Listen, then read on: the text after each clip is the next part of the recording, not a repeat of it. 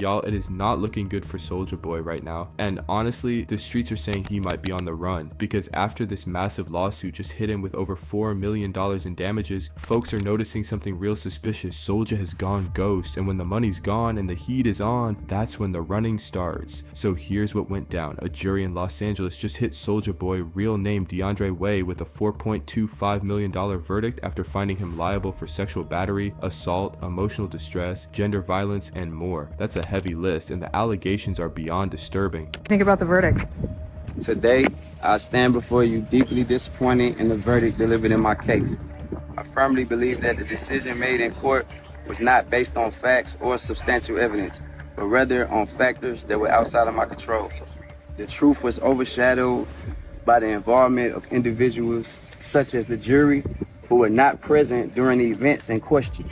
And I feel that the system allowed external influences to shape the outcome. Now, this lawsuit was filed by a woman who worked as Soulja's assistant for nearly 2 years. She stayed anonymous throughout the entire trial, but she gave testimony that was absolutely heartbreaking. According to her, she was not just working for him, she was allegedly trapped in a toxic and abusive relationship where she was being used, beaten, and threatened. She testified that at times, Soulja treated her like a prisoner. Y'all, a prisoner. She even said he would walk around the house with a Draco pistol, threatening her and her family. She also claimed he recorded explicit content of her without consent and used it to threaten her. It's giving control and manipulation to the highest degree. So how did Soulja respond? In typical fashion, he read a statement from his phone outside the courtroom where he said he was deeply disappointed with the verdict and claimed he was innocent. According to him, the case wasn't based on facts or substantial evidence. He also complained that the plaintiff being anonymous was unfair. But the thing is, he offered to settle the case for only $100,000 before trial. That move alone speaks volumes. If you're innocent, why offer money at all? The jury clearly wasn't buying his defense, and neither are we. Now, since that verdict hit, people have been asking, where is Soulja Boy now? Because he's been suspiciously silent. No Instagram lives, no TikToks, no angry rants, nothing but crickets. And some fans and even blogs are starting to wonder, is he laying low because he knows what's coming next? During the trial, Soulja did admit one thing. He doesn't have $4 million just sitting around. He told the jury straight up,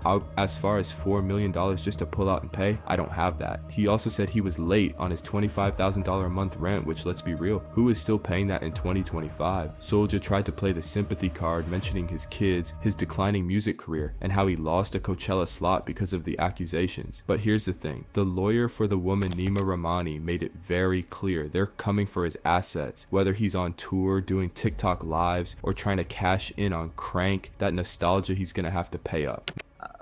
You know, the offer before trial was $100,000. So when you get a $4.25+ million verdict on an offer like that, that's fantastic. When you have your client vindicated and the jury says that she was sexually abused and she was physically assaulted and she didn't make all this. This is where the internet sleuths come in. Since the verdict, Soulja has not made any major public appearances, not at any industry events, no radio interviews, no online performances, nothing. Some fans are even saying he's not been seen at his usual LA haunts. The theory that Soulja might be trying to avoid asset seizure by either moving money around or literally leaving town. Let's not forget, this man already has another big case coming. His ex, Nia Riley, is also suing him for sexual battery and assault. That case is still pending. Oh, and did we mention this isn't his first lawsuit loss? Back in 2021, another ex-girlfriend, Kayla Myers, won $471,800 in a domestic violence and kidnapping case against him, and he didn't even bother to appeal. So clearly this man is building a history of these kinds of allegations. So how's the public reacting? Honestly, most people are not surprised. Soulja's been controversial for years, always popping off online, always in some kind of beef or drama, but this is a whole other level. People who followed his antics back in the day are now like, we knew he was wild, but this is criminal. And others are saying, Hansela, lock him up already. It's giving major Fall from Grace vibes. That whole first rapper to do XYZ narrative, yeah, it's getting replaced with first rapper to catch a civil sexual battery judgment and disappear. Meanwhile, some folks, especially stans, are still defending him, claiming it's a setup or that the woman was just clout chasing. But let's be real, the jury believed her and the receipts receipts were there, the screenshots, the bruises, the threatening texts. It's all out in the open now. Right now, Soulja says he's filing an appeal, but that process takes time, and while he's trying to delay, that judgment is still hanging over his head. The woman's lawyers are already getting ready to go after his money wherever it may be, and if he is trying to hide assets or avoid paying, that could open up even more legal trouble for him down the line. Let's also not forget, depending on how this case plays out publicly, it could bring new scrutiny or even criminal investigations. Because when the pattern is this consistent, authorities start paying attention. At this point, Soulja Boy isn't just dealing with bad press, he's dealing with a full-on reputational collapse. From a rap pioneer with a viral hit to a defendant dodging multi-million-dollar judgments, that's a long fall. If he really is trying to go ghost, he better know the internet never forgets. And those court orders, yeah, they will catch up. But what do y'all think? Is Soulja really on the run? Is this the beginning of the end for his career? Or is he gonna try to spin this and make a comeback like nothing happened? Drop your thoughts in the comments and let's talk about it. And don't forget, there's always more tea on the next story. Stay tuned because this saga is far from over.